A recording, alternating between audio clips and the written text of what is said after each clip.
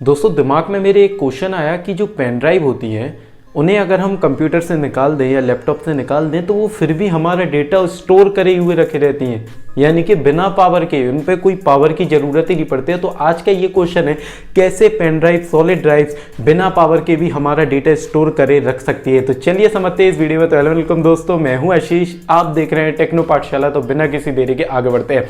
सबसे पहले बात करते हैं जो डेटा होता है वो किस फॉर्म में कंप्यूटर में स्टोर होता है। आप सब जानते हैं बाइनरी फॉर्म में होता है, या तो जीरो के फॉर्म में होगा या फिर 1 के फॉर्म में होगा। तो इसके कॉम्बिनेशन से जो डेटा बनता है उसे हम कंप्यूटर में स्टोर करा सकते हैं, क्योंकि नॉर्मल फिजिकली या फिर जो हमारी वॉइस फॉर्म में होते हैं तो डेटा हम उसमें स्टोर नहीं कर पाएंगे। लेकिन जो बाइनरी फॉर्म होती है उसे सारे डेटा को कन्वर्ट करके बाइनरी करके उसे फिर कंप्यूटर में अपडेट किया जाता है। अब क्वेश्चन ये आता है कि भाई जो भी हमारी पेन ड्राइव होती है या फिर SSD होती है या फिर जो सॉलिड ड्राइव्स होती है वो बिना पावर के डेटा को कैसे स्टोर करके रखे रहती हैं। अब मैं आपको बता दूं, इसके पीछे एक छोटी सी साइंस है। अगर आप इंजीनियरिंग करी होंगी तो वहां पे आपने गेट्स के बारे में पढ़ा होगा, लॉजिक गेट्स के बारे में, एंड गेट, और गेट वगैरह के बारे में। तो यहाँ पे नैंड गेट के ही लेकर एक ट्रांजिस्टर का यूज किया जाता है जिसे हम कहते हैं मॉसफेट, यानी कि metal oxide semi field effect transistor. ये एक ऐसा ट्रांजिस्टर होता है जो कि बिना पावर के भी किसी फॉर्म को स्टोर कर लेता है। इसी का एक और पार्ट जिसे हम कहते हैं फ्लोटिंग गेट मॉसफेट, यानी कि FG मॉसफेट। इस मॉसफेट के जरिए क्या होता है, पूरी इस मॉसफेट के जरिए एक पेन ड्राइव में पूरा एक चिप लगी होती है, जिसके कारण ये डेटा को या फिर इलेक्ट्रॉन को छोटे छोटे पार्ट्स में डिवाइड कर देता है।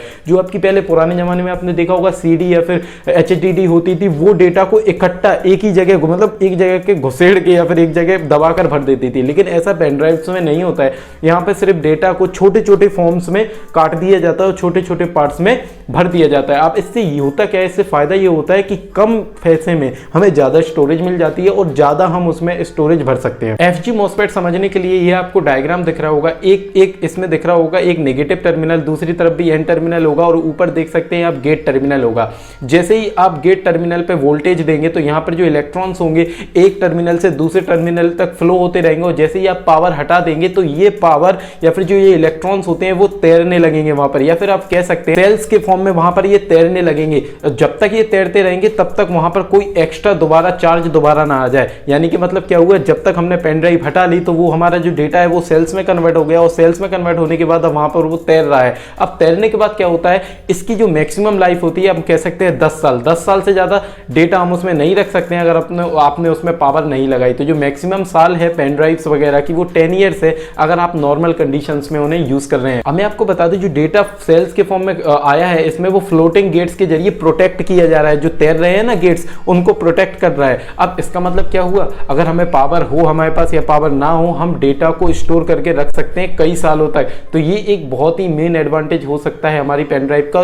यही कारण है कि जो डेटा है बिना पावर के भी पेन ड्राइव से या फिर SSD सॉलिड स्टेट ड्राइव में स्टोर करके रखा जा सकता है। तो आपके अगर और कोई भी डाउट हो तो मुझे कमेंट्स में पूछ लीजिए, क्योंकि मैं टेक्नोलॉजी से रिलेटेड क्वेश्चंस के जवाब देता हूं। और आपका भी कोई भी डाउट है तो प्लीज मुझे कमेंट्स में पूछ लीजिए।